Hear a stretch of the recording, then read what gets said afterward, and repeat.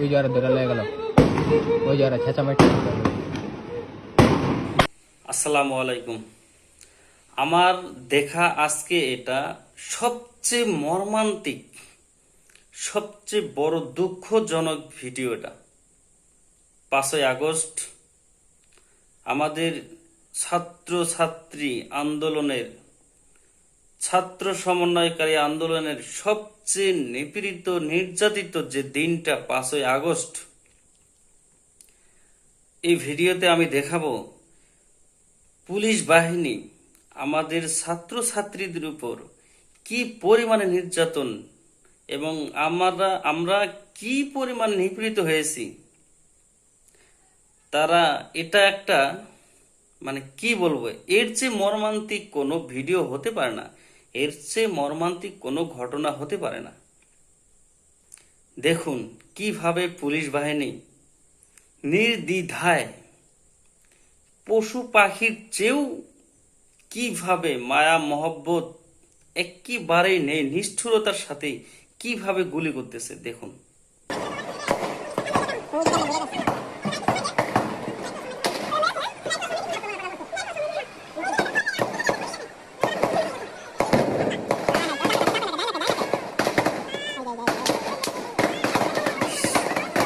কি অবস্থা,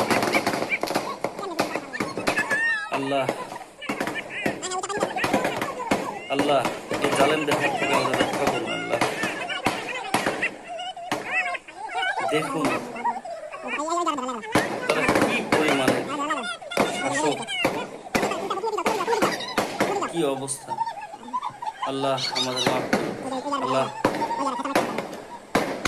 যারা মৃত্যুবরণ করেছে, শহীদ হয়েছে, তাদের জান্নাত নসিব করুন। দেখুন পুলিশ বাহিনী, কতগুলো পুলিশ বাহিনী।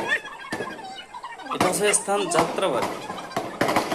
যাত্রাবাড়ি একজন বিল্ডিং এর ভিতর থেকে কোনো একটা বেলকনি বা বারান্দা থেকে বা রুম থেকে এই ভিডিওটা ধারণ করেছে। আমার দেখে এটা সবচেয়ে বড় মর্মান্তিক ঘটনা।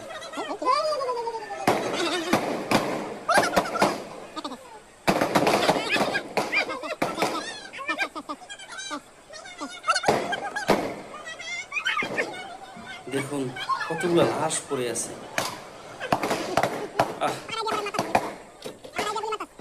এসব আগামী দিনের প্রজন্ম ছিল, এদের মধ্যে অনেকেই বিশেষ ক্যাডার হয়ে যেতেন।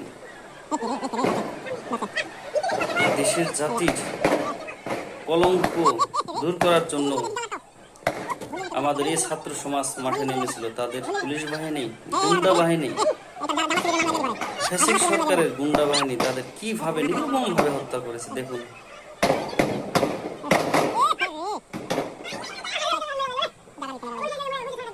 এরপরেও আমরা কিভাবে পুলিশ বাহিনীকে ক্ষমা করতে পারি? আমার মতে, আমার স্বল্প মেধায়, যে এই গুন্ডা বাহিনী, এই ফ্যাসিস্ট সরকারের পুলিশ বাহিনীকে বাদ দিয়ে আমাদের নতুন ভাবে এই বাহিনীকে গঠন করা দরকার ছিল। এটা প্রথমেই এই সরকারকে বা ডক্টর ইউনূস বা উপদেষ্টা যতগুলো আছে সকলকেই আগে এই উদ্যোগটা নেওয়া উচিত ছিল। প্রথমেই আগে এই কাজটা হাতে নেওয়া দরকার ছিল বলে আমি মনে করি।